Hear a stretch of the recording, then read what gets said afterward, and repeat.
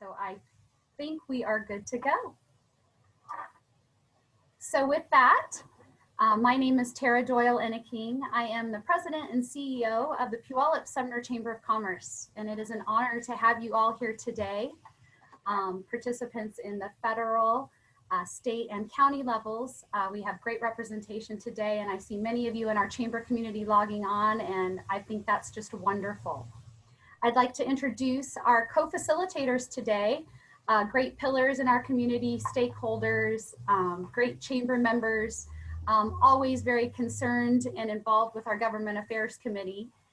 So we first have Curt Gimmestad, who is Vice President of Industry Engagement for Absher Construction. He is also our current Chamber Board Chair. And we have Luke Korum, who will be joining our board in 2021, who is the General Sales Manager for Bill Korum's Puyallup Nissan, and again, a longtime member of our Government Affairs Committee. So very happy to have both of you join me today. We will have our candidates from the U.S. Representative 10th Congressional District in alphabetical order, and this will also be the order that you're called upon today. We will hear from Beth Doglio and Marilyn Strickland. We have Pierce County Executive Bruce Dammeier and Larry Seaquist. From Pierce County Council District Number 2, Sarah Rumbaugh and Senator Zeiger. State Senator 25th Legislative District, Mayor Julie Dorr for the City of Puyallup, who will be issuing a statement, is not able to attend today, along with Representative Chris Gildon. We have in position 1 for State Representative 25th Legislative District, Representative Kelly Chambers and Jamie Smith. And in State Representative 25th Legislative District position 2, Brian Duthie and Councilwoman from the City of Puyallup, Cynthia Jacobsen. So like I said, a nice panel. We're so appreciative of all of the participation. We have assembled this forum today to provide hopefully more from the business lens, being that we are a business chamber of commerce, just looking in what ways you will champion business. So some of the questions will be framed a little bit more poignantly with that lens on. I will ask each of the candidates to open up with 2 minutes. And so that will be to introduce yourself, let us know why you've decided to run, and if you have any top priorities or issues that rise to the surface that we should hear about, you'll have an opportunity to do that. So do take full advantage of the 2 minutes, but we'll also be pretty mindful of the clock and keep you at your 2 minutes. Once we introduce each of you, we will then kick it over to the co-facilitators, and Curt Gimmestad will have the first 3 races, so the congressional seat, the county executive, and the county council. He will have questions prepared. Not all candidates have the exact same question. We really tried to kind of dig in a little deeper to know who you are and what interests you, and wanted to maybe have you expand upon some topics. So that's how that'll play out, and that'll happen for 7 minutes, a little bit of back and forth. It's not a debate. Just hope to get to know who you are a little bit better. And then following the 7 minutes of the 2 candidates, I will ask you to close for 30 seconds. So if there's anything we missed that we should know about you, we hope you use the time wisely to share that. So we have Lori Waltier that will be reading statements for the candidates that are not present. Those are about in the 2 to 4 minute range, so they won't be having the questions, but do have a prepared statement. So Lori Waltier is our Director of Communications. So let's get started. So first, with the U.S. Representative 10th Congressional District, I'd like to first start with Beth. Could you please introduce yourself? And you've got your 2 minutes to tell us why you're running. Well, thank you so much. I'm running for Congress because I am a leader who has years of legislative experience working with both sides of the aisle, advocacy and business organizations, and passing landmark policies and driving state dollars into South Sound to grow jobs, improve our transportation network, build affordable housing, and protect our environment. I'm Representative Beth Doglio, and I am running to represent you in Congress. I've lived in the 10th district for over 2 decades and raised my family here. I currently represent the 22nd legislative district, which is fully encompassed in the 10th congressional district. Just a little bit of background. I've worked in the public, private, and nonprofit sector. I've been a congressional aide. I was an executive director of Washington Conservation Voters, and I worked for Telcordia Communications. Most recently, I worked for Climate Solutions as the senior advisor. But I'm most proud of having been a state representative for the last 4 years, where I've worked across the aisle and driving investments into our community to build jobs and to build, mostly in my role as the vice chair of the capital budget. I've driven investments into affordable housing, into making sure that our ag park in Tenino had sufficient resources to really perform for that community. I helped secure funding for the Veterans Hub in Lacey, and I've invested in affordable housing. These investments have brought jobs to our community that keep on giving. If I am your congresswoman, which I hope that I can earn your vote to do, my door will always be open. I will work to ensure our active duty military and veterans have access to the education, healthcare, mental health, and housing they deserve. And I will tenaciously fight for dollars in Denny Heck's Legacy Defense Community Infrastructure Program that helps all of our communities grow. I would be absolutely honored to earn your vote. Thank you. My apologies for the enunciation. I actually asked someone that I thought knew, and now I'm remiss. I apologize. Thank you very much for that. No problem. Marilyn Strickland, please introduce yourself. Well, thank you very much to the Puyallup Sumner Chamber for hosting this event. My name is Marilyn Strickland, and it would be my honor to represent you as the next member of the 10th District of Washington State in Congress. I'm running for Congress because the basic needs of too many people are not being met. And I say that as a person who grew up in a military family. My father was stationed at Fort Lewis, which we now know as JBLM. He served his country for 20 years.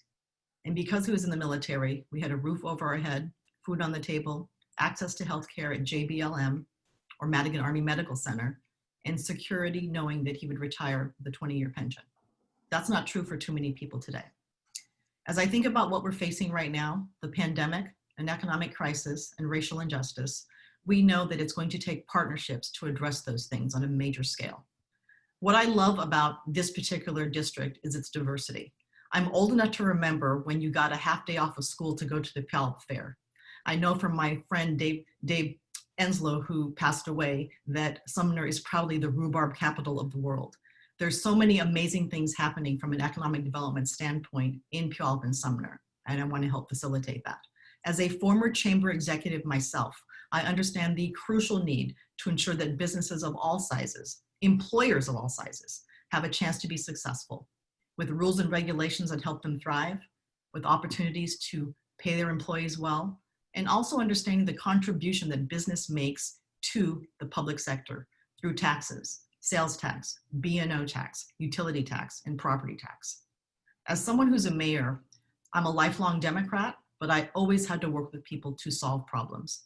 And in times of crisis, leadership matters. I'm a proven leader who understands how both the public and private sector must work together. As mayor of Tacoma, I attracted $1 billion of private investment into our city, and it's benefited the region.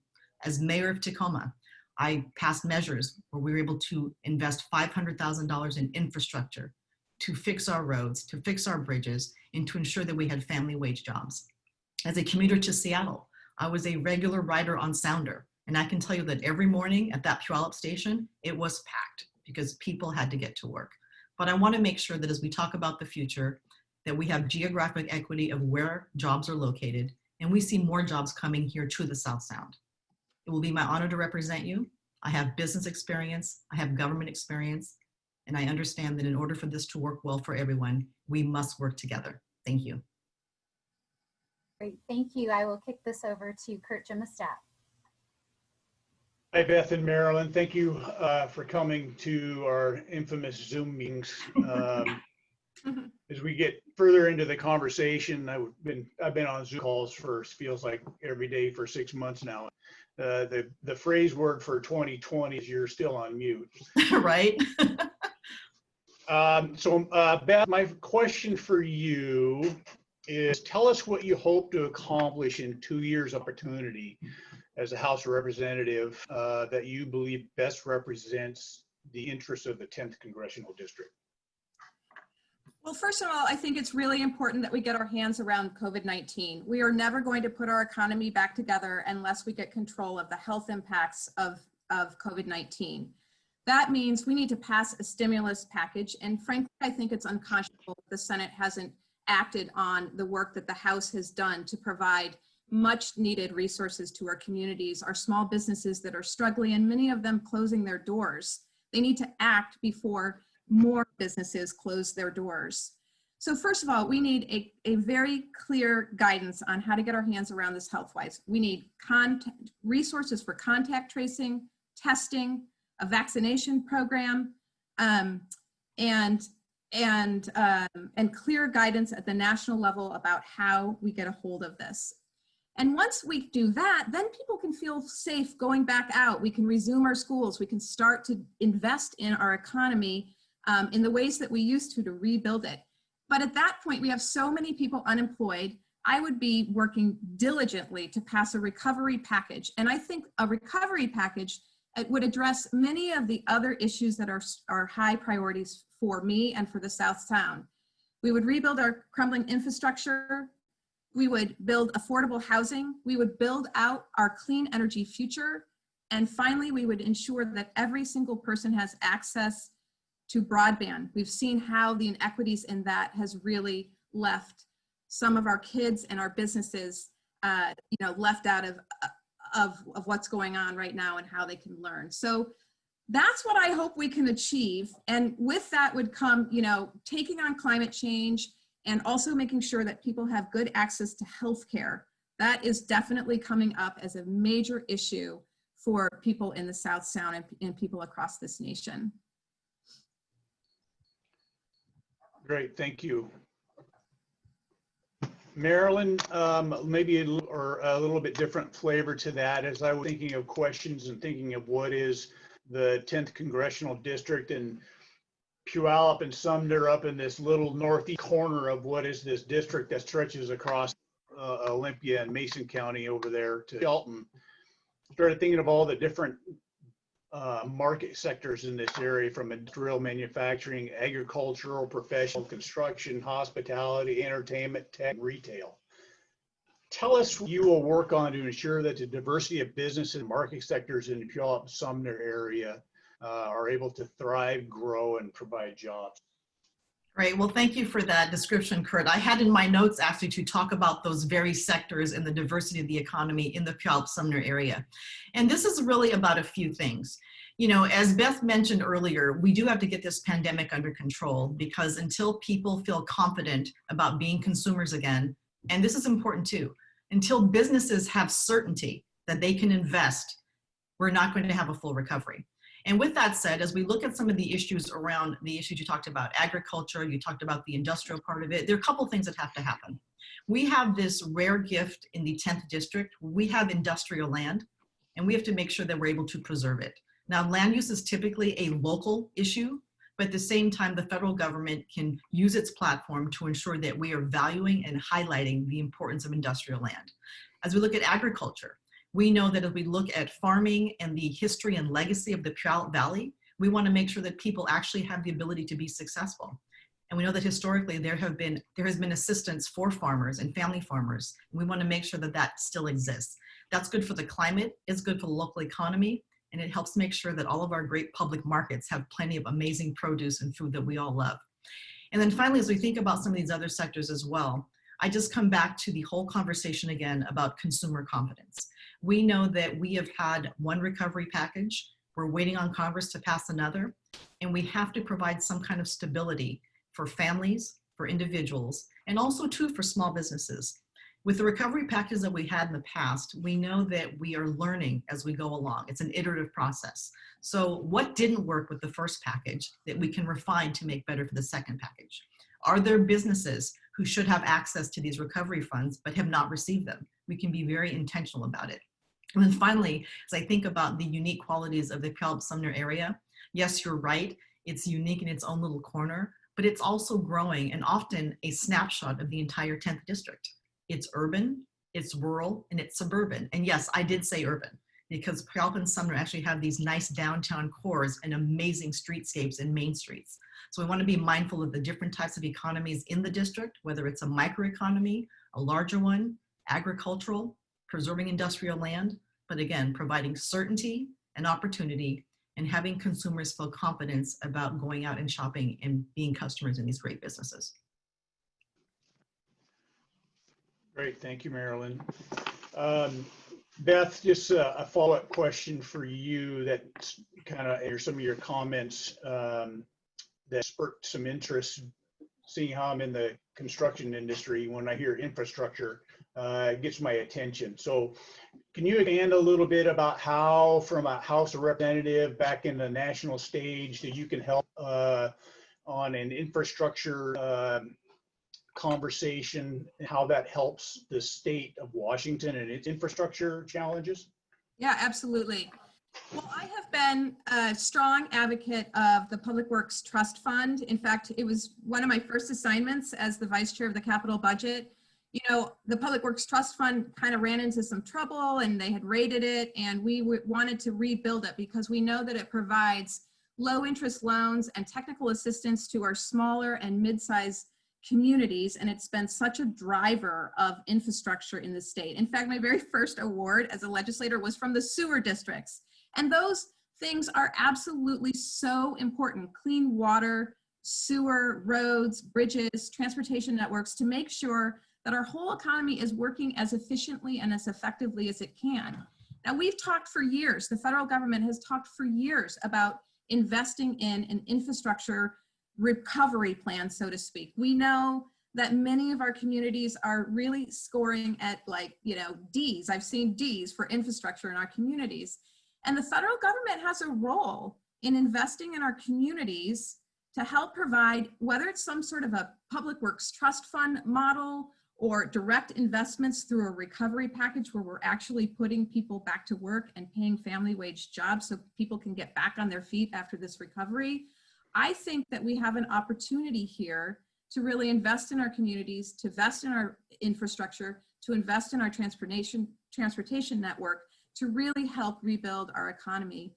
And, you know, no place better than the South Sound to have those dollars come in and make things tick. I'd love to be a part of working on that, and it definitely would be a priority of mine at the federal level.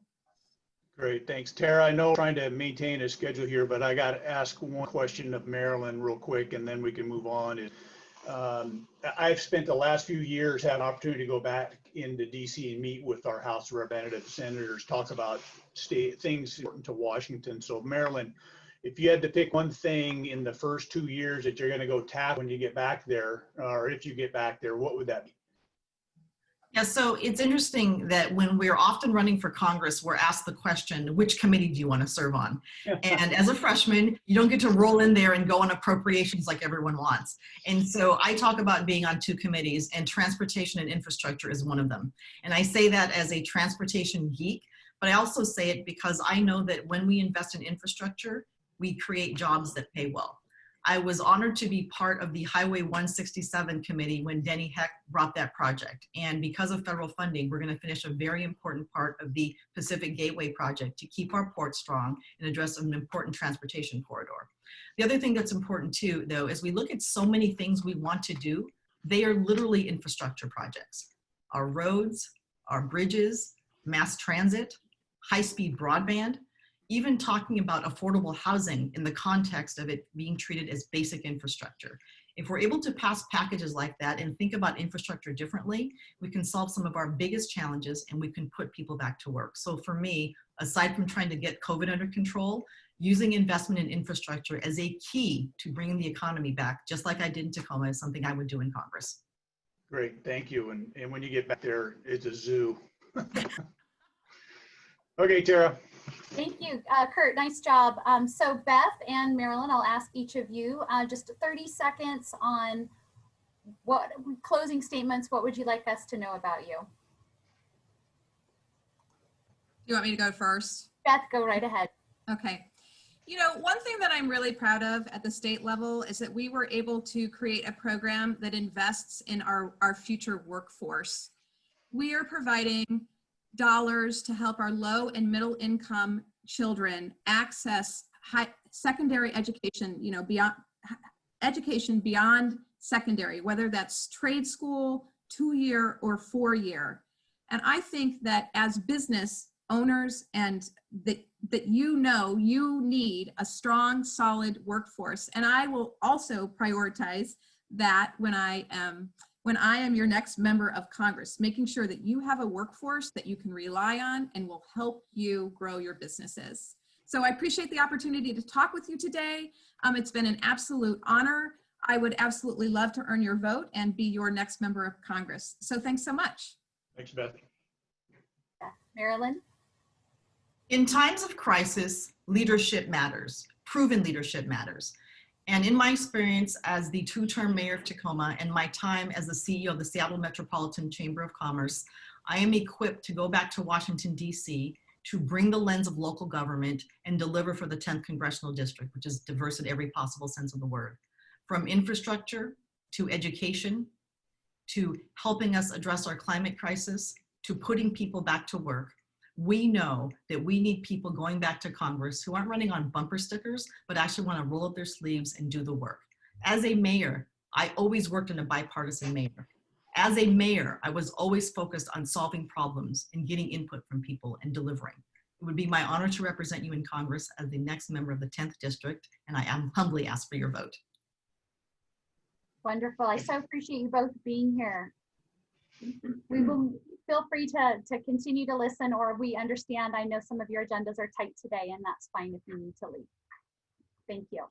Let's move on to the county executive race. We will start first with the county executive, Bruce Dammeier. Please introduce yourself and let us know why, once again, you'd like to remain in this seat. Thank you. Hey, it is great to be with the Puyallup Summer Chamber again.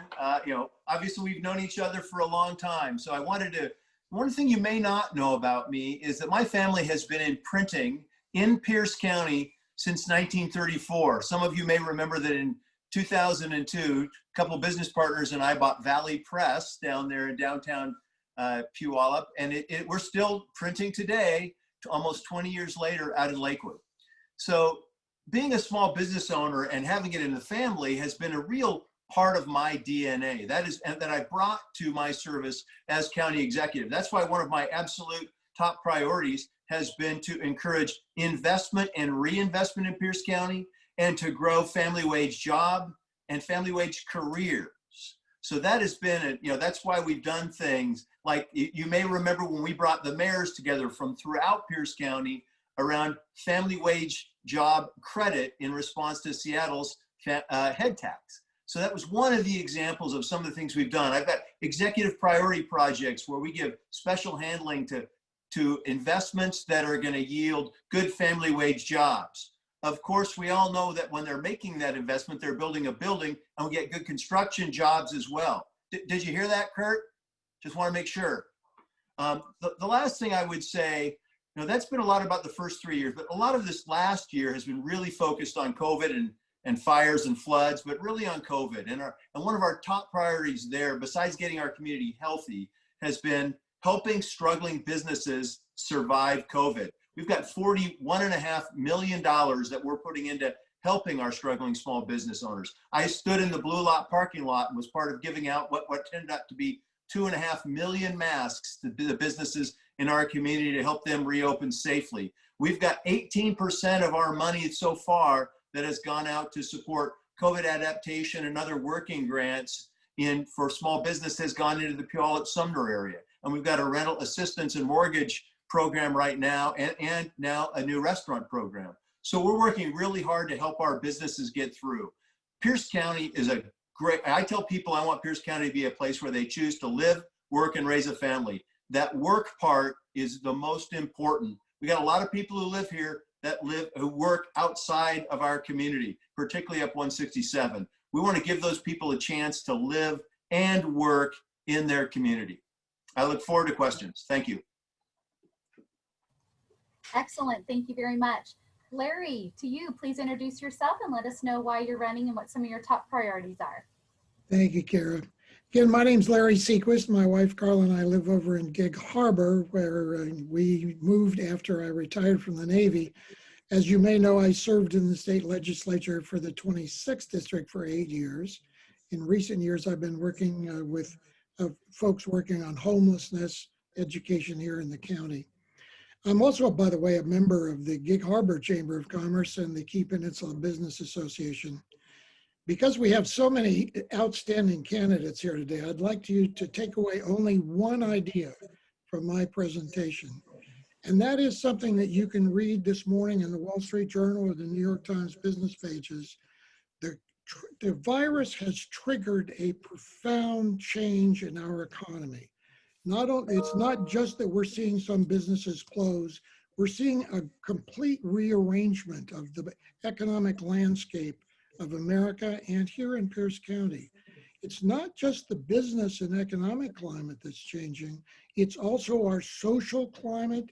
The human terrain is changing, the number of people unemployed, the equity and structural problems that are being highlighted, and the county government needs to change to do that. So here's my vision. Here's the takeaway for you of where I think we need to go to keep ourselves oriented as we go through this profound transformation of economy and society. And that is that we want everyone in Pierce County to be healthy, housed, equipped with the knowledge and skills needed to compete in today's economy and meaningfully participate in this state's democracy. Now, folks, that's not where we are today.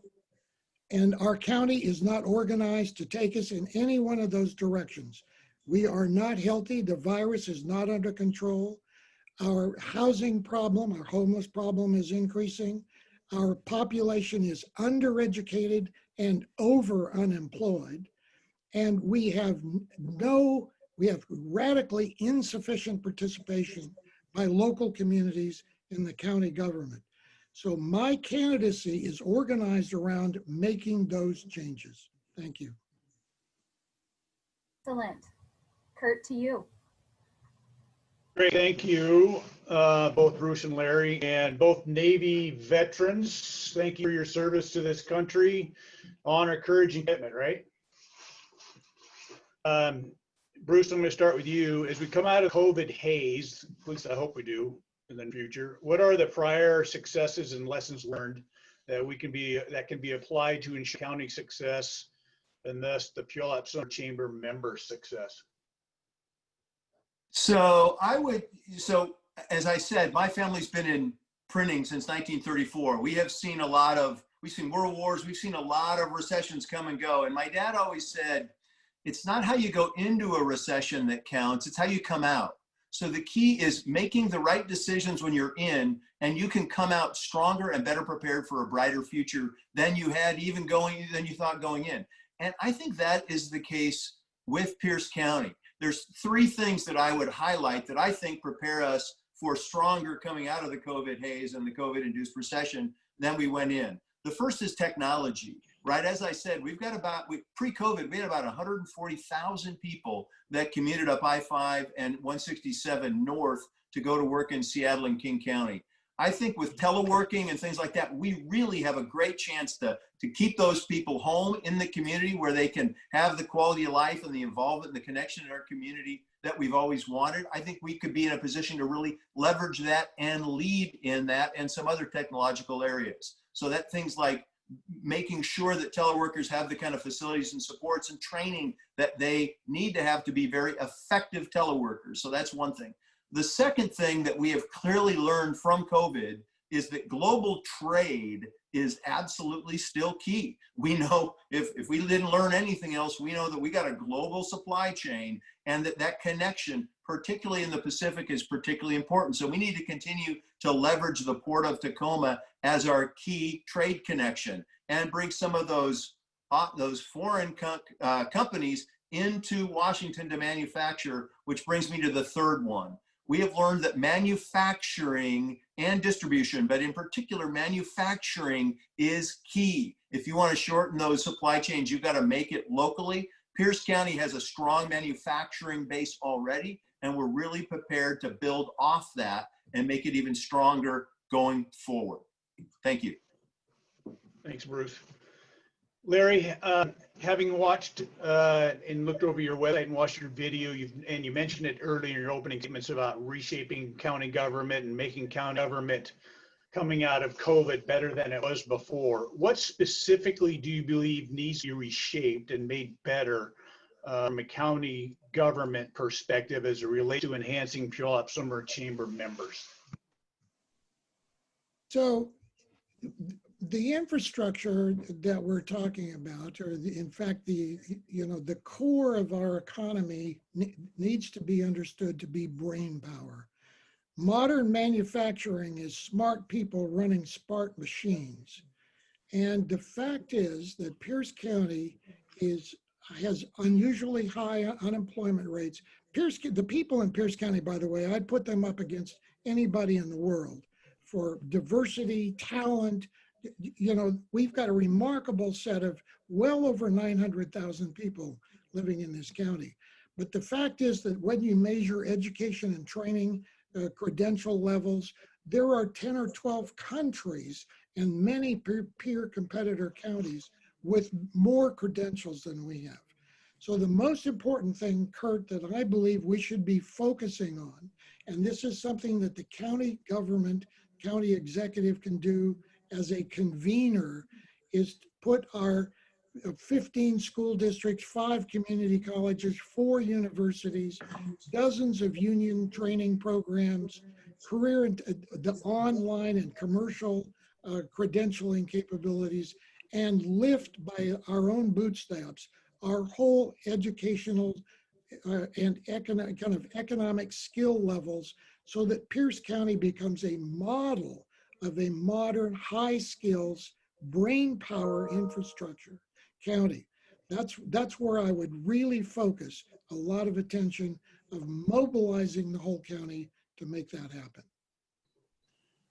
Are there any particular areas within that skill set that you're looking at with the bringing together those education entities, I'll call them, that you feel is important to capitalize on for what is the type of business, manufacturing, or market sectors that reside in Pierce County?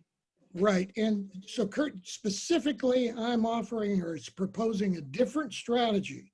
Rather than recruiting other businesses to come here because this is a great place to have a business, my focus is on building the brain power, the credentialed skill levels that businesses automatically come here because this is where the talent is. In this world, business chases skills. It is not workers following businesses. We need to understand that's what's going to be the key in the economy ahead, and we simply lift Pierce County by its own bootstraps up to those levels. Those businesses will be here right away, including that global business climate. This is a globally competitive, high skills economy. Okay. Bruce, you mentioned construction and referenced me, which always gets, again, my attention, being a contractor here in Pierce County.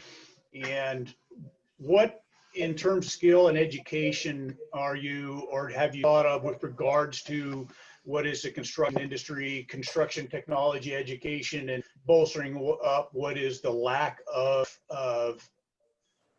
understanding of the opportunities within that industry? That's a great question, Curt, because when we talk about family wage careers, construction is at the heart of that, which is one of the reasons why when we went into COVID and the governor shut down private sector construction, I argued every chance I get face to face and on every call with him to restore construction, because not only is it an investment in our future, but those are good family wage jobs, and they're mostly naturally socially distant. And so I thought we had to get that going. So we kept all of the public construction we could going. every bit of private construction we could get going. We got going. And then fortunately, we were able to help the governor change his mind and see that that is such an important key to our economic growth. So it also is an area where we absolutely need to be turning our K-12 kids and a lot of folks who are looking for jobs beyond K-12 toward construction and construction related jobs. So that means we've got to get them tuned into the value and the career opportunities in construction, to the fulfilling nature of being a builder, of creating something, and to all the opportunities that come from there. I can tell you that I've talked a lot about Tucci and Sons Construction and Miles Sand and Gravel. And one of the things that right now, they've got trucks idled that they could be running, but they don't have enough drivers. And those are great family wage jobs. They're short haul jobs here in Pierce County that anybody can do. So we've got to be specifically recruiting kind of women and people of color, folks who haven't historically done that job, to see the opportunities in that job. So it focuses on apprenticeships, it focuses on workforce development, and it focuses on leveraging the Puget Sound Skills Center out at 160th and Canyon even more to help our recent K-12 graduates and those who are out there looking for a change in career to look toward construction as a great family wage career job. Thanks. Okay, Tara. Great dialogue. What I'd like to do now is, Larry, give you 30 seconds to close with some final comments. Sure, and let me use 5 seconds to say, I, as chair of the House Higher Education Committee, I found most of my time going into working on Running Start for the trades, trying to make sure that we got kids out of high school and into those trades jobs, which are so important. Here's my closing idea for you. Leadership matters, as Marilyn Strickland would say, strategy counts. And what I am proposing is to help lead this county, all of this county, to demonstrating that both the county government and the county itself are models of how we've adapted and moved forward from this moment of socioeconomic crisis into thriving in that world ahead. That's where we can go. The county executive, the county government has key contributions to make to that. That's why I'm asking for your vote. Thank you. Great. Executive Dammeier. Thank you all for joining me today and for being here and listening to candidates. We talked a lot about business. I want to talk about some other things. I've been part of bringing people together, partnerships, different communities, different agencies together to get stuff done in Pierce County. Behavioral health was a key priority. We created the mobile community intervention response teams, proactively reaching out to those with behavioral health issues. We've got more co-responders. We'll have 12 co-responders supporting law enforcement throughout Pierce County.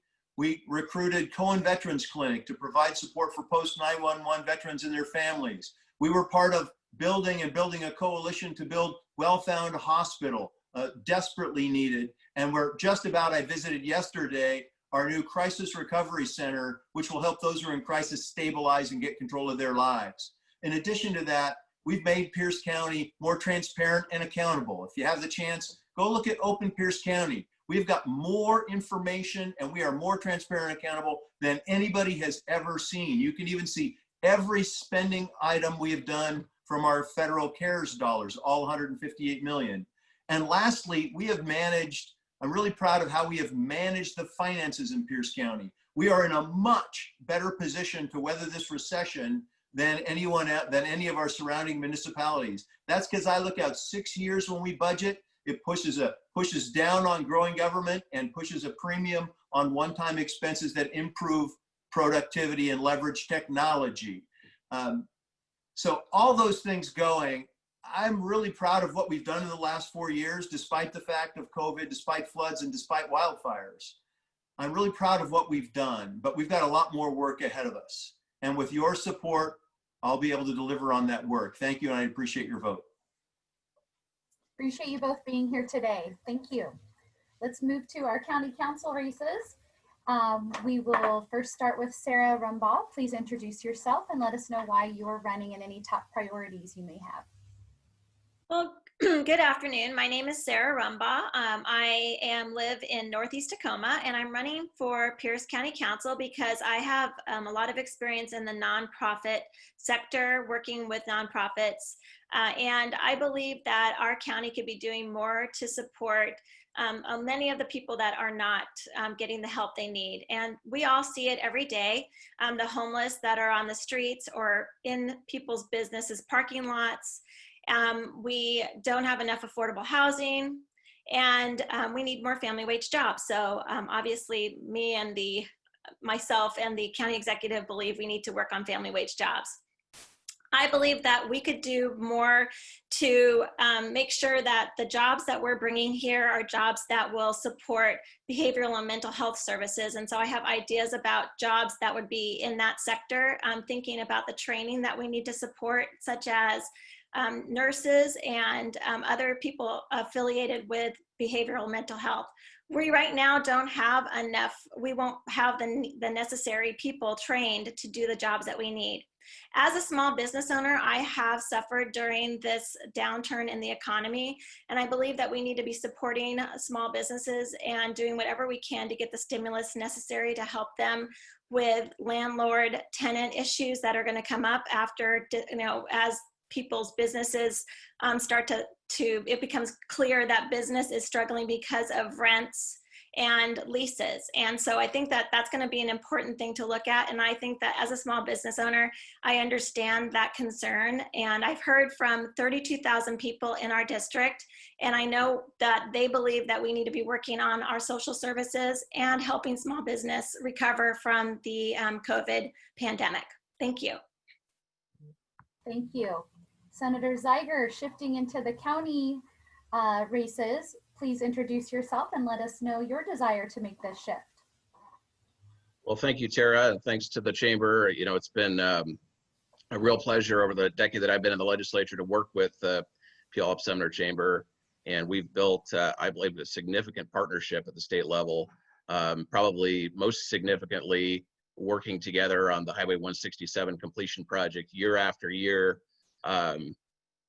just making sure that our community was represented in the scope of that project, making sure that we got the funds at the state level, and then making sure that we got a full interchange at Meridian and 167, and then accelerating the project. So year after year, we've worked on that project, and it's been a pleasure to work with the chamber.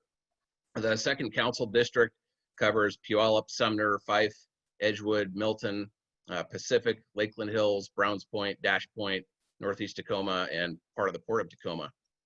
And the appeal to me of moving from the state level to the county level is the opportunity to go to work on the ground level of local governance and do everything that we can to give people a voice in determining their own destiny at a really critical time for Pierce County. So what do I want to accomplish? Let me just mention three things briefly.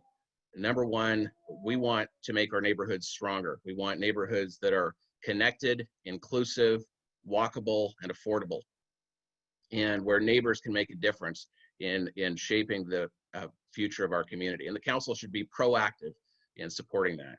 And then secondly, we need an economic base that can sustain our community as we recover from COVID-19. And we need a council that will advocate for our local businesses as they create jobs and grow our county's economy. And finally, we need a county budget that prioritizes public safety and health. And by health, I'm talking in particular about mental health and substance use disorder treatment. So looking forward to getting started on the county council if I win this in 20 days, and really appreciate the partnership with the chamber and look forward to continuing that. Thanks. Thank you. All right, Curt, your last group. All right, thanks, Hans. Thanks, Sarah. I'll start with you and looking over materials from both of you. Maybe I'll open up Pandora's box here, but you both reference affordable housing. How do you balance the need for affordable housing, the Puget Sound Regional Growth Council's expectations for density, and the need for housing of working families and the shortage of housing as such? So do you want me to go first? Is that what you Yeah. Okay, great. Well, that's a good question. And one of the things that we talked about at our Affordable Housing Consortium was using vacant lands that are available on the vacant land survey from Pierce County to find areas that have the amenities already available, such as transportation, grocery stores, doctor's offices, those kinds of things, and trying to hook that vacant land up with the housing authority. And so public entities that are doing public projects that would support 50% to 30% AMI for people who are low income. And that's one solution that we could use to provide more affordable housing for low income areas. There's also, I'm on the Housing Equity Task Force for the Human Rights Commission for the City of Tacoma, and we're looking at the map for the City of Tacoma and finding ways that we might add more affordable housing. And we're doing it by looking at zoning. Is there ways that we could do some types of zoning that would provide more housing that's affordable in certain areas for low income housing? Is there a way that we could provide different types of housing, tiny houses, just being creative about what there might be available and ideas to do that infill. And we're going to have to work with the municipalities in Pierce County to make that happen. It's not going to happen just because we need to do it. It's going to happen because they want to do it as well. And I believe that the city of Puyallup, I was looking at their comprehensive plan, that they're on board with trying to find ways to provide that affordable housing. And they have some projects now, but we need more because we're 10,000 to 15,000 units too few of affordable housing units in Pierce County right now. And we're going to need even more as you look at that 2050 plan of, I think it was 115,000 people they're looking at moving to Pierce County by then. We're going to really need to look at how we find that housing for people who are working in Pierce County who can't afford to live here right now. Thank you. So it's becoming harder and harder for working families to afford rent or pay a mortgage. And I hear from constituents who talk about the growing cost of housing and the impact that's having on them. I also serve as the ranking member on the Senate Housing Stability and Affordability Committee. And so I've seen from that state policy level that there is regional and statewide pressure to develop new affordable housing. And there was an upward growth study that came out earlier this year that said that we are 225,000 units short of where we need to be statewide. So we have a lot of catching up to do at a time when our population is going to continue to grow in a major way in the coming years. So we need to do our part to grow our stock of affordable housing here in Pierce County. And quickly, let me just mention 4 things that I think we ought to do. Number 1, make it easier for existing homeowners to develop accessory dwelling units on their own property. Number 2, incentivize home sharing arrangements to create low-cost options for people who need them or even to prevent homelessness. Number 3, we should permit new types of housing like tiny houses. I got legislation passed in 2019 with strong bipartisan support to make it easier for local jurisdictions to move forward with tiny houses. And then 4th, we need to permit more condominium housing following on last year's statewide condo liability reform. And that's about encouraging home ownership plus a smaller footprint for people across a range of incomes. Awesome. Tara, for the sake of time, I think I'm turning it to you. Great, we're doing good, and I know we'll catch up a little time. We have 2 candidates that won't be participating in the full 7 minutes because they're not here. So if you did have another question you wanted to ask of them, you can. Otherwise, we can ask them to summarize. Well, then if you've given me the floor, watch out. Let's just try to keep our answers a little brief, I guess. Okay, Sarah, from a county council perspective, what are your means to getting more employers to Pierce County? Those that are here to stay here. I'm sorry, what did you say? So as a county council, from the county council perspective, what are your means to getting more employers to Pierce County and those that are here in Pierce County to stay? Well, one of the things we can do is work on our social services and make sure that we're actually making our city a place that people want to come and want to stay. And I've heard from business owners who complain about the homeless problem. I hear from people who live here who complain about the homeless problem. And, no offense, we don't want to be Seattle. So I think we need to step up and take care of that problem. And one of those ways is through behavioral mental health services. And I believe that people do want to live and work here, but it's going to involve us making Pierce County a place that has the amenities they're looking for. And one of them is that it's a livable city. So I think that working on social services and making it a place that's that you look at and think, oh, I want to live there, that will help bring business to here and keep people here. Great, thank you. Hans? So most immediately, let's make sure that we're supporting our businesses as we emerge from COVID. You know, businesses of all sizes are finding creative ways to figure things out during this time period. And you know, it's amazing to see the innovation that's happening. So let's make sure that they have what they need from government. You know, whether that's PPE, the county's done a good job of supporting that so far, whether it's about clarity about the rules that they're expected to abide by, whether it's about allowing people to have a voice as decisions are being made from a public health standpoint or otherwise. And one of the things that we've seen at the state level is that many of the regulations and laws that we have in place aren't really needed in a time like this. And so we've seen the governor waiving a number of statutes and regulations. And, you know, maybe that begs the question whether those statutes and regulations are even needed at all. So let's figure out ways that we can ease the regulatory burdens on businesses so more businesses can create more jobs as we come out of this time period. We also need to think creatively about some of the, you know, we're learning all kinds of lessons during this time period. Let's think about incentivizing more people to be able to work from home. I think we could use the commute trip reduction tax credit program at the state level as a model for something we might implement at the county level. But beyond that, let's make it easier for people to start some kinds of neighborhood compatible businesses right from their home or in their neighborhood so that more people can be close to home or right at home as they do their jobs. And then we also need to protect traditional parts of our Pierce County's economy, like agriculture. We need to make sure that we are easing regulations, easing some of the things that I think have been very well intended, but have actually impeded some of the economic activity of farmers as they try to grow their businesses. So let's make life easier for our farmers. And then finally, let's invest in a transportation network, including the completion of Canyon Road that will help our county's economy. Great. Sarah, closing statements.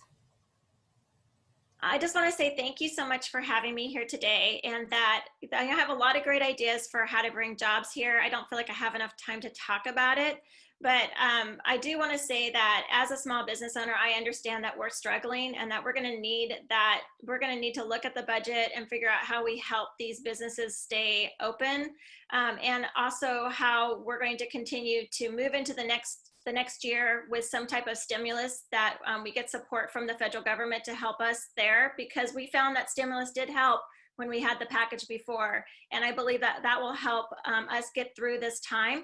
I think we're really resilient. We have a great workforce, like Larry Seaquist said. And I think that helping get business supported in that way will be helpful. So thank you so much for your time today. Greatly appreciate it. Thank you. Senator Zeiger. Well, thanks for this opportunity. You know, it's been a pleasure serving this community over the last decade, and you know, we've done things like secure funding for the step-by-step campus for at-risk mothers at the former Van Laret Bulb Farm. We got funds for the Traffic Avenue and 410 interchange, and we've worked with small business owners throughout the 25th district to make life a little easier for small businesses. So, you know, when I first got elected, a former legislator shared a bit of advice with me, or a maxim that is that relationships are more important than policies. And I've thought about that quite a bit. And one of the things I've learned time and again, or I've seen so true time and again over the last decade, is that if you want to make good policies, you have to have good relationships in place. So, you know, I look forward to continuing to implement that philosophy of engaging in public life at the county council level, and look forward to continuing this partnership with the Chamber of Commerce. Thank you. Wonderful, thank you. All right, let's move to the state senator 25th legislative district races. I will call upon Lori Waltier to read a statement from Julie Dorr. Yes, I have a statement from Mayor Dorr here. I apologize that I can't be with you today. This chamber is part of what makes our community thrive.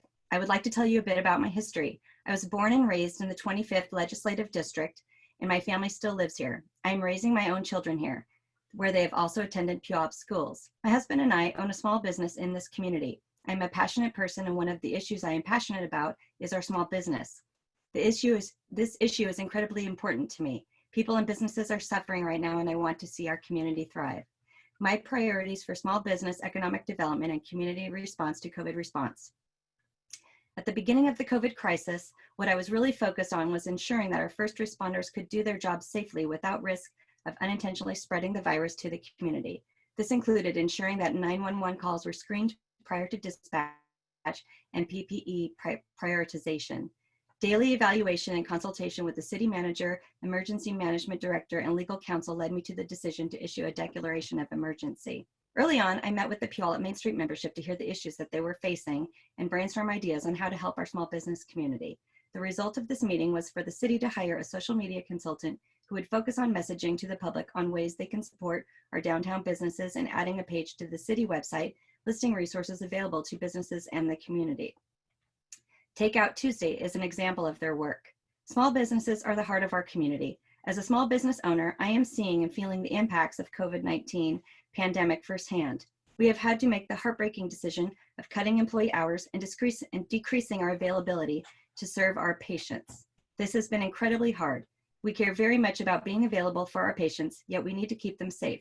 We need to be able to pay our overhead while still ensuring we are complying with the social distancing required by the stay home, stay healthy order.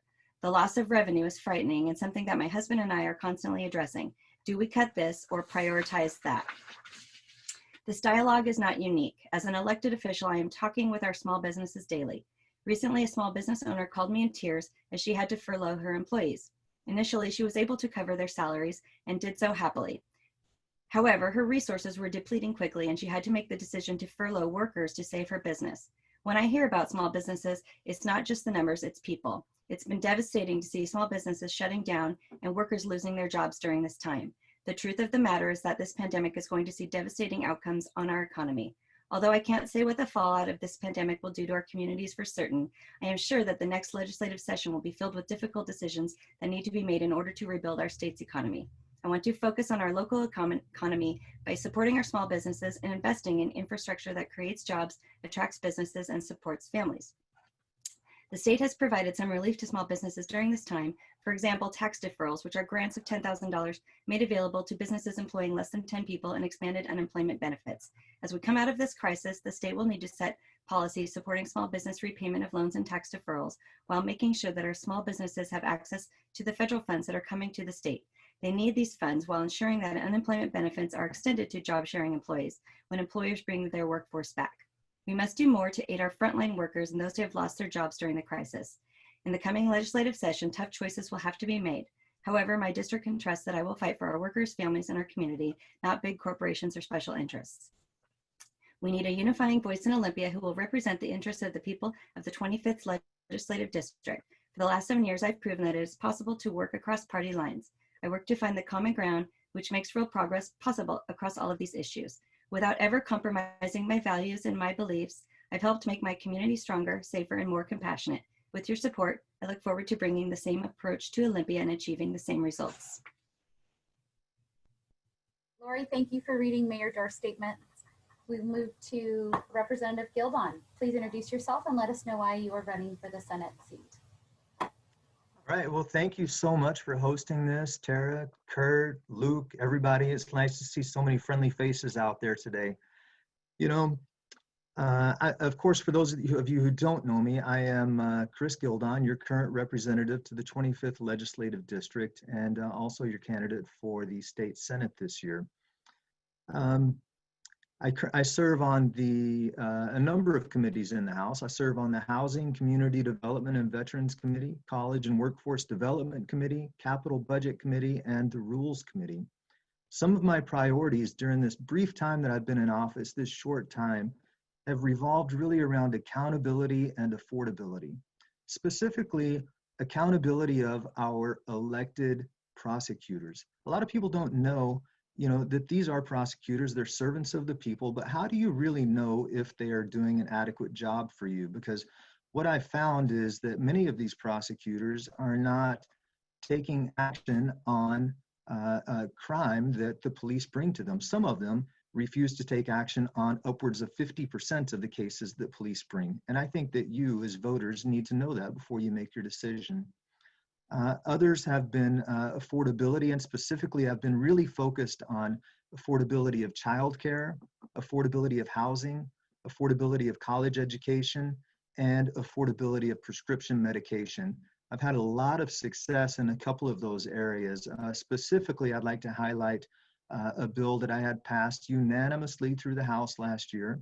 And every Democrat, Republican in the House and Senate voted for it. It was signed into law by the governor, and it takes effect January 1st. And I'm very happy about this. It has to do with the cost of prescription medication. And it will actually lower the cost of prescription medication for people all across Washington state. But I think that has a lot to do with, working to solve a problem in a bipartisan manner. Moving forward, my priorities this coming legislative session, of course, the first priority is going to have to do with the budget. We're about $3.8 billion of a budget deficit, and we certainly have to address that.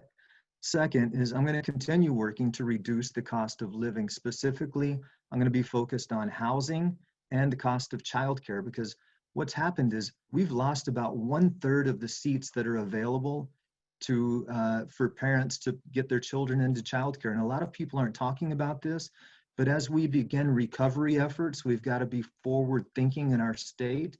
And if parents have no place for their children to go when they go back to work, that's going to present a huge dilemma. So we've got to do what we can to make sure that these children have adequate childcare.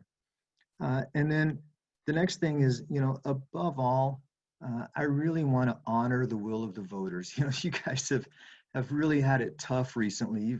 If I look at things like the 12 taxes that were passed in the 2019 legislative session, and then how every one of those taxes were defeated from the November advisory ballot, which you voted on. And then I look at moving forward from that November advisory ballot to the 2020 session, where the first bill that was passed was another new tax. It seems a little tone deaf. Or when I look at things like $30 car tabs, which people in this district voted almost 72% in favor of $30 car tabs, and now it's tied up in a lawsuit. It just doesn't seem like a lot of folks are honoring the will of the voters, and I want to make that absolutely one of my top priorities, and certainly would appreciate the ability to get back down to Olympia and get to work for each and every one of you. Thank you. So I'm going to reintroduce Luke Korum. We've got about 3 to 4 minutes to ask a couple questions of Gildon. Thank you, Tara. Hi, I'm Luke Korum. So Chris, the first question I have for you, just looking at your website and seeing that you wrote a letter as early as May to the governor and to Olympia to get this state's economy opened back up and moving forward through the phases. So I guess my first question for you is, what does a post-pandemic or possibly a 2021 economy look like to you in the 25th district? Yeah, no, that's a great question, Luke, and thank you for that. I've really tried to stay in touch with people all throughout my district. So whenever the lockdowns first happened, I couldn't do town hall meetings and stay in touch with people that way. And so what I did is I took to the phones and I started calling 100, 200, sometimes 300 constituents each and every day. And I'm just reaching out to them saying, hey, what's on your mind? How are you doing? What issues are you concerned with? And what I found was very quickly, the 25th had divided up into basically 2 camps. This was during the lockdown. There was that one group who was just deathly afraid of the health impacts of this virus. And then there was another group who was really, really concerned with the economic impacts and being able to provide for their families. And so I sat down and I started studying the data very heavily. And I realized that whenever you look at the map at that time, not every county had been affected the same. There were counties at that time that still didn't even have 1 case of COVID, but yet we were applying policy equally to all 4 corners of Washington state. So I sat down and I developed a plan. I wrote it out on a letter, sent it out to legislators and county executives all throughout the state. And I got about almost 50 of them signed on to it. And we sent that to the governor on May 1st. And then after a little bit of back and forth and took about a month, finally on June 1st is whenever he came out with his plan that adopted our recommendation that says, let's not treat each and every area the same. Let's be a little more nuanced and allow counties to progress to figure out which restrictions to impose, remove, or modify, and what's the proper timeline based on conditions inside of their specific areas. Because I really, and I said it then, and I still believe it today, that every business that was able to keep its doors open at that time is going to be a blessing for our future. And the same absolutely goes for today, you know, as we begin to recover out of that. So what does it look like moving into the future? You know, I think we start moving back into more of normal operations, the things that we're used to, you know. One of the things that I've been frustrated with, quite honestly, is this essential versus non-essential business, to where it seems like the government is picking winners and losers. And I would much prefer to move to a position whereby we say, these are the protocols under which these are the safety protocols under which any business may operate. And if you can reach these safety protocols and you can abide by these protocols, then anyone can operate. And that prevents us really from picking the winners and the losers. It spurs innovation and creativity. And I think if we take the training wheels off of our businesses and business owners all throughout the state, my goodness, our economy is going to recover faster than we ever could have imagined, safely. Thank you. And then another question I had, and it was from your from earlier, what you were talking about, affordability. You talked about college education. How do we keep that inexpensive in our area and also keep the workers here for jobs and everything else that you were talking about? So there's a couple of sides to that. The legislature in the 2019 session took the Washington College grant and they turned that into an entitlement, which that means if you are a student whose family earns a certain income or below, then the state is going to provide you with either a complete college education, or they're going to cover a portion of it, depending on that income level. I had a couple of issues with that, and you touched on one of them, and I brought back some bills for the 2020 session to try to fix that. This was all funded through a B&O tax for businesses.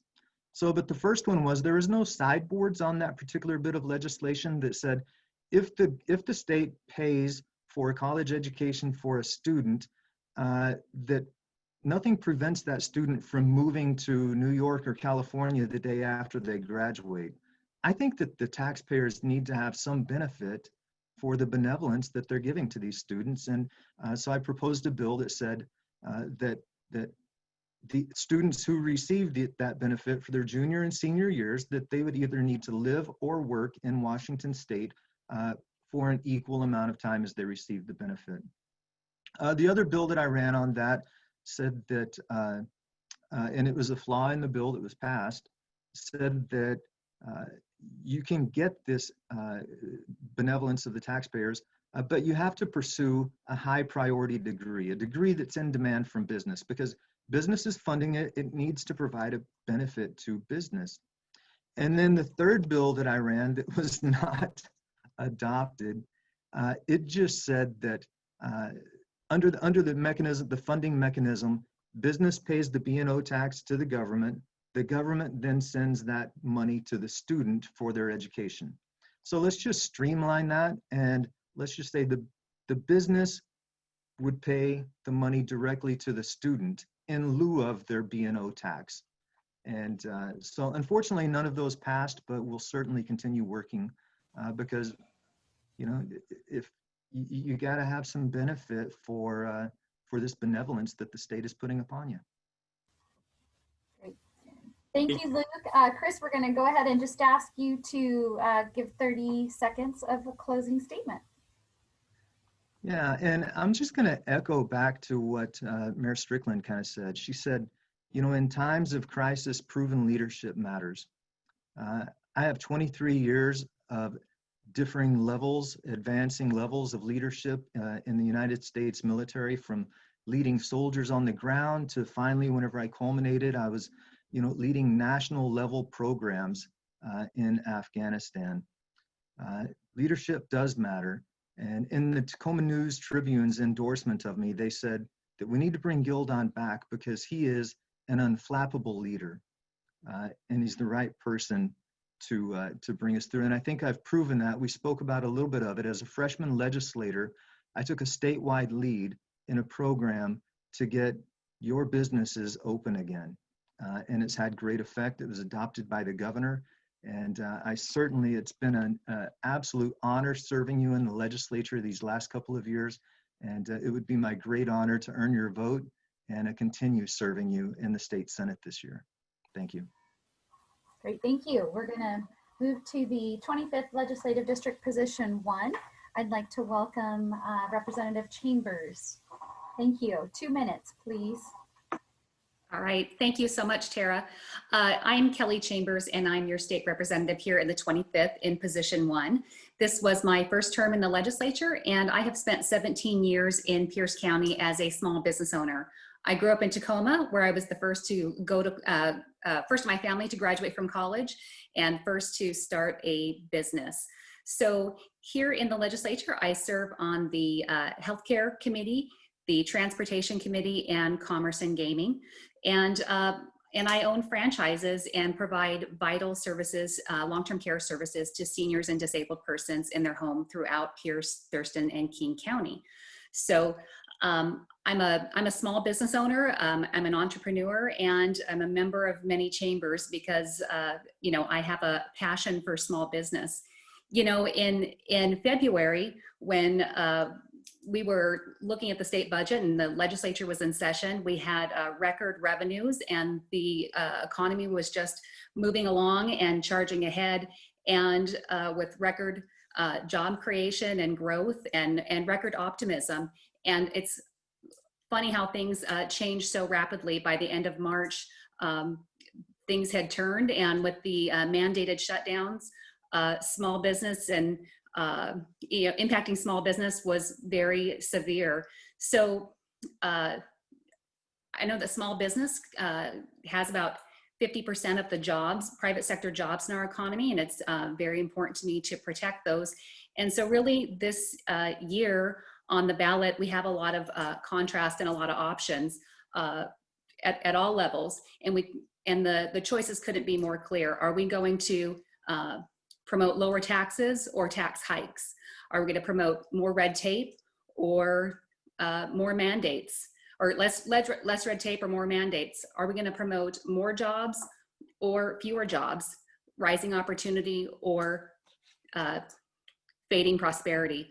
So there's a lot at stake, and I'm happy to represent the 25th Legislative District. It's important to me that we get back to a place where we can unleash the power of the economy again, small business, and the impact that we have here.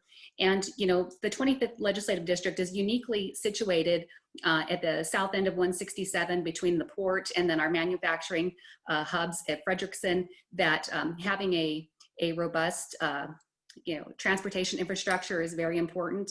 Also, addressing our behavioral health and mental health needs of our community are important, and I am well equipped to lead and to work on those issues in the legislature in the next term.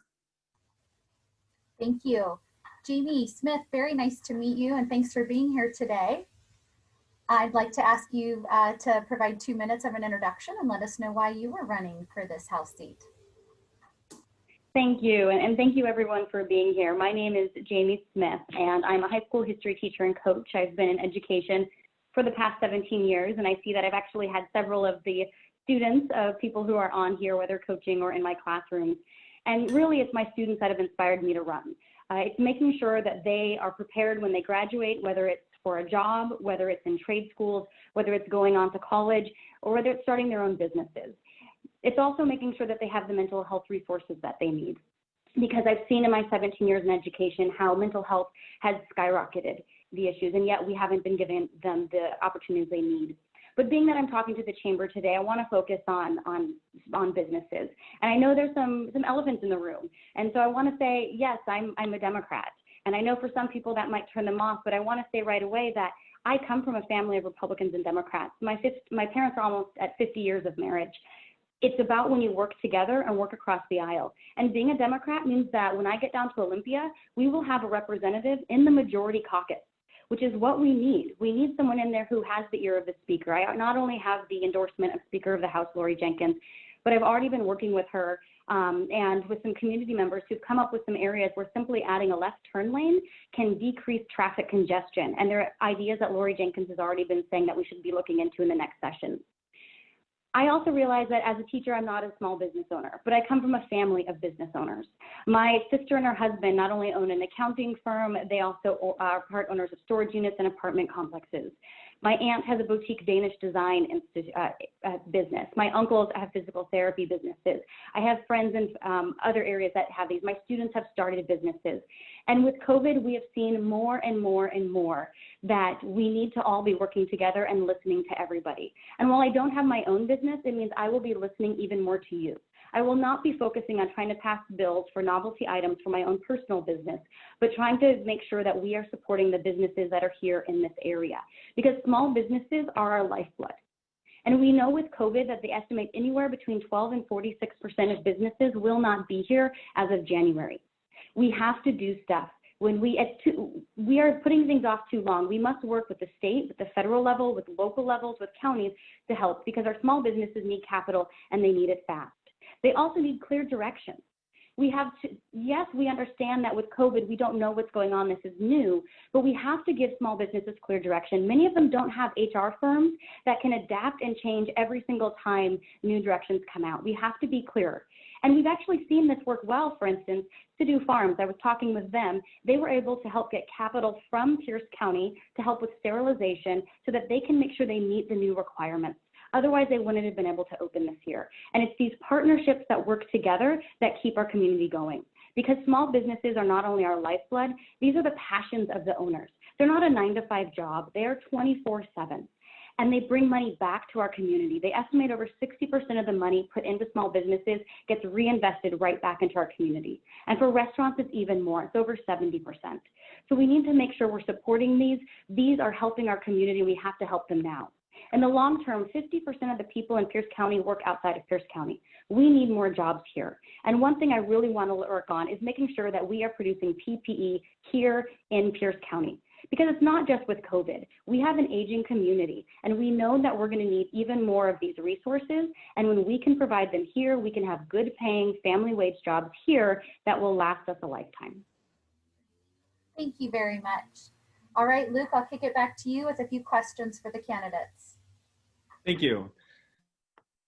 So Kelly, on your website, and as well as today, you mentioned creating jobs in the 25th district. How have you accomplished this or helped accomplish this in your first 2 years, and how will you continue in this post or current pandemic economy we're in?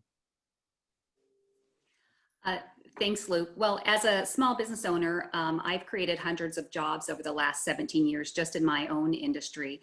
And I think it's really about creating a landscape in Washington that's going to attract business versus deter it and send it away. We just saw this last week with Boeing announcing that it's moving jobs out of Washington.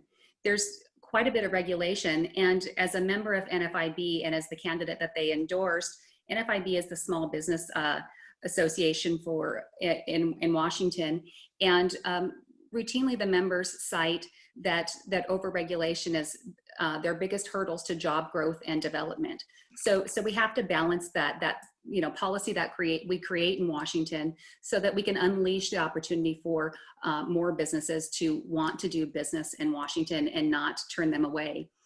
We've had 1,300 businesses close thus far in Washington this year, and I'm afraid that we will see even more closures of businesses as they are that downward pressure is kept on them. In addition to that, we had the Employment Security Department and the amount of revenue that was lost there, and Employment Security Department just revised their estimate for the taxes that are going to be increased on them in the next year or two. And it more than doubled from an estimate of 300% increase in unemployment tax rates to 700%. And so as we're looking at the economy opening back up and what those tax rates are going to be as businesses that have just been struggling for 2020, that they're looking at a 700% unemployment tax increase in 2022. It's just one of those, extra devastating blows to businesses as they're just trying to recover from COVID. So those are the kinds of things that we need to look at the landscape in Washington that make it viable for businesses to keep their doors open and for those to want to come in and open their doors to begin with. Thank you. Also, you mentioned a lot about overregulation or less red tape. Can you give an example in an industry, something you're trying to help reduce overregulation or less red tape, as you say? Sure. One of the first things that comes to mind is, my business is in long-term care, and we teach a class to train caregivers up. I've had an instructor teaching this class for 12 years. And last year, there was a tweak made to a section of the Alzheimer's and dementia care portion of the curriculum. And the department took that opportunity to rewrite the credentials for the instructors. And here I have an instructor, been teaching the class 12 years, was suddenly written out as somebody eligible to teach this class. Somebody that had a track record that the previous year, 100% of her students that took that class passed the state test. I'd say that's a pretty good track record. So to have the state agency write somebody out to be able to teach that class is the type of mandates that come down from departments that make no sense, make it more difficult for us to train workers. And that's just indicative of so many policies I see in Washington. Thank you. I'll send it back to Tara. Great. I'd like to provide you both an opportunity for some closing statements. We'll start with Jamie. Well, actually, I think I have to ask Jamie a couple questions. I might have sent it back a little bit soon. Sorry about that. I was curious, but. My mistake. Jamie, Luke again. So on your website, you mentioned creating, quote, economic activity. Can you please explain this in further detail? Yeah, so there's a couple different things. Is one, we need to be able to attract businesses to this area. One thing that I would love to, we've heard people talk about making manufacturing, and I mentioned that manufacturing for PPE would be a great one here. We also have some of with UW, we have some of the top medical facilities here. And so making sure that we have PPE and the most up-to-date things, if we can manufacture, we can be sending those out to different areas. We also need to be making sure that, and Kelly mentioned that there is some overregulation, and we do need to be looking at how we're overregulating. We have sometimes, especially our small businesses, have to meet some city standards as well as county standards as well as state standards, and that can actually turn off a lot of businesses from starting in an area. So we do need to look at how can we streamline these and what actually does need to apply. I do agree with that. When we're looking also, we've heard people talk about infrastructure jobs, making sure that we're doing things like finishing up 167. We are the most trade-dependent state in the nation, and we are the most trade-dependent county in the most trade-dependent state in the nation. So we have to make sure that we are getting goods and services fast to the areas. So finishing up 167 will be able to speed up the ability to get goods everywhere, which can help our businesses. I'd also like to look into, as we know, mental health is a big issue. And I want to look into reworking some of the facilities that we have that we aren't currently using to turn into more jobs. For instance, for some people know the Rainier School up in Buckley. And it's a school for individuals with developmental disabilities. It was built for about 1,500 beds, but they're using less than 300. There's over 1,000 beds that if we could turn that into a 90-day treatment center, use it as a dual-use facility, we could help get people off the streets, we could help get people off addictions, we could get them back to their communities, back working, and that would be some amazing family wage jobs that we could bring to that facility right away. So we're looking at what we have, as well as making sure that we have a climate that it's easy for businesses to start up, that we are making sure we're streamlining the ideas, and then encouraging businesses to come here, because we don't want to do things. Seattle tends to be sending a lot of people away. I'm going to say right now, I do not ever agree with the head tax that Seattle wanted to do. Why would you punish a business from growing jobs? We need to make sure we're doing smart things that are growing jobs here and not making decisions that are going to push jobs out of this area. Thank One you. last question Oh, for so Luke, Jamie, I if think we we're have gonna, I think we're just gonna do closing statements. I Okay, think that okay. you've got two. And we still have one more race to get through, and I think we're 2 minutes almost to close. So we're gonna get through it. We're running over. I apologize. But let's go ahead and have a closing statement. Go ahead. Let's start with Jamie Smith, please. So thank you guys for being here. I look forward to working with all of you when we're down in Olympia, making sure that we're growing our economy, making sure that we're growing our jobs. You know, I work with my students every single day, and I love to see their ideas, and I love to see when they grow out and they start their own businesses. And right now with COVID, they're struggling, whether they're starting their own business or whether they're working. And we have to make sure that we're working together to keep our community great. I have chosen this to be my home because I love this area and because it is a family in this area, and families take care of each other. And that's what we have to do, making sure mental health is taken care of, making sure businesses are taken care of. There's a reason that the TNT said that there's no one better to represent this area. And that's because I'm going to listen to both sides and bring all ideas down to make sure that down in Olympia, we are fighting for Pierce County, because too often we get left out. And this time we'll finally have a seat at the table. Thank you, Jamie. Kelly.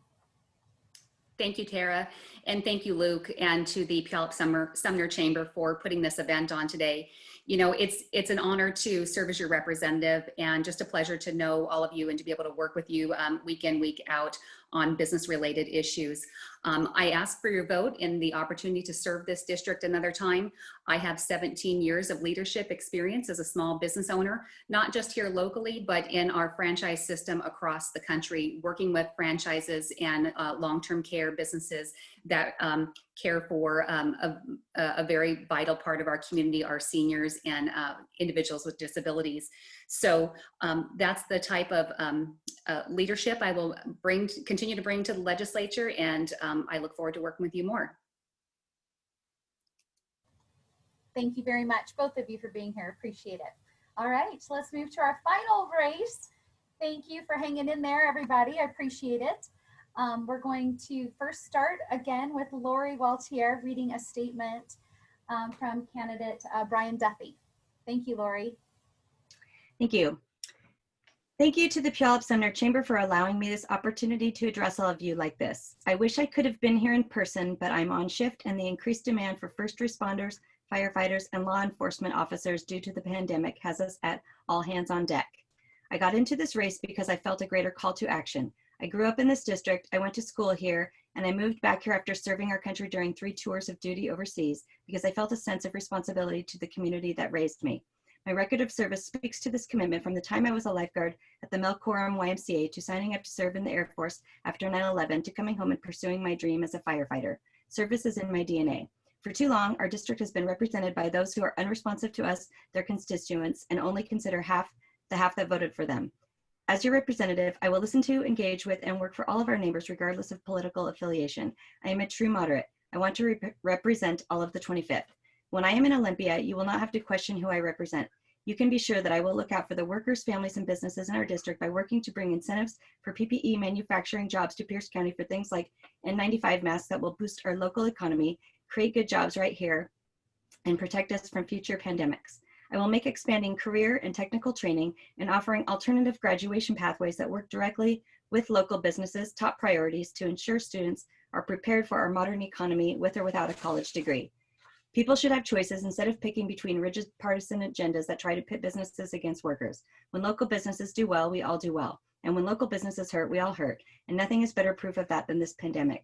We need people with my experience fighting this pandemic on the front lines in our legislature, guiding our recovery, so we don't repeat the mistakes of these past months and making sure that as we reopen, we stay open for good.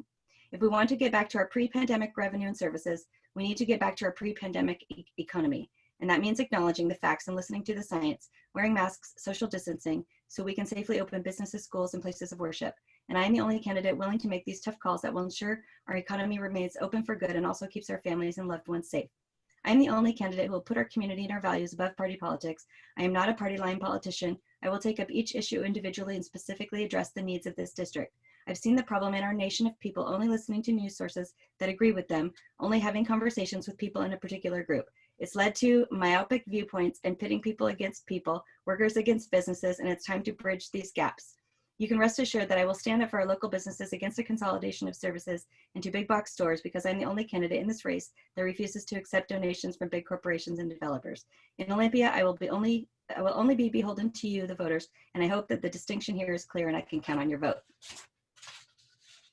Good job, Lori. Thank you. Okay, well, welcome, Councilwoman Jacobsen. 2 minutes to introduce yourself and let us know why you're running. Perfect. Thanks, Tara. I am Cyndy Jacobsen. I'm running for 25th District Representative, so thank you to the Chamber for hosting. I've lived in Washington all my life. I'm a mom and a grandma. I just heard that number 9 grandbaby is coming along. I just finished up 10 years as a math teacher at Pierce College. And my brand on the Puyallup City Council is that I like to keep taxes low. I want to make sure we reduce red tape, grow jobs closer to home, be compassionate but wise with taxpayer dollars around the issues of homelessness and addiction and mental health. And also part of my brand is fully funding and supporting our Puyallup police. I have bipartisan support, and I feel like on the council right now, we're working well together in a bipartisan manner. So I feel like that's a victory. So my message hasn't changed, and COVID, who could have predicted 2020? We need common sense leadership right now more than ever. So we have $4 billion, give or take, of a budget shortfall right now, depending on what happens because of Boeing leaving town and, you know, all the things. One of the first things I'd like to do in 2021 is limit the governor's emergency powers. We need legislative buy-in when somebody declares an emergency for this length of time. That's how our system of government is set up with the checks and balances, and we really need to have a legislative buy-in. And we should have called a special session, particularly even in January. We could have called a special session and stopped some of the spending increases from going online. Back in July. We should have called a special session, not in January. Anyway, so we've had one party rule in Washington for decades, and there is a big disconnect, as Representative Gildon mentioned, between the politicians and the people. The majority party ignored the will of the people when they passed the comprehensive sex ed. They failed to enact the $30 car tabs that that the voters voted for by 71% in the 25th. So, and already they're calling for more taxes, an income tax, a paper mile tax, all these taxes. So I'd like to just walk back our budget a little bit and hold the line on new taxes. And I'd like to provide balance in Olympia. So Cyndy Jacobsen for 25th District. Well said, Luke. I'll let you spend 3 to 4 minutes with Cyndy Jacobsen. Yes. Thank you. Okay, so Cyndy, you mentioned on your campaign website, quote, get commuters out of traffic and into new local jobs by removing barriers to economic development, end quote. Can you please further explain this for us? Yeah, that's one of my favorite things to talk about. We talk about the Growth Management Act, and we talk about, in the city level, I first noticed this when working on the city council, and Tom Swanson, council member at the time, basically told me the game's rigged. We've got this Vision 2050, this Growth Management Act, and right now we're planning for 12 new jobs in Seattle for every 10 new housing units. And in the city limits of Puyallup, we're planning for, with the Vision 2050 and the Growth Management Act, we're planning for 5 new jobs for every 10 new housing units. And then in Greater Pierce County around Puyallup, it's more like 7 or 8 new jobs for every 10 new housing units.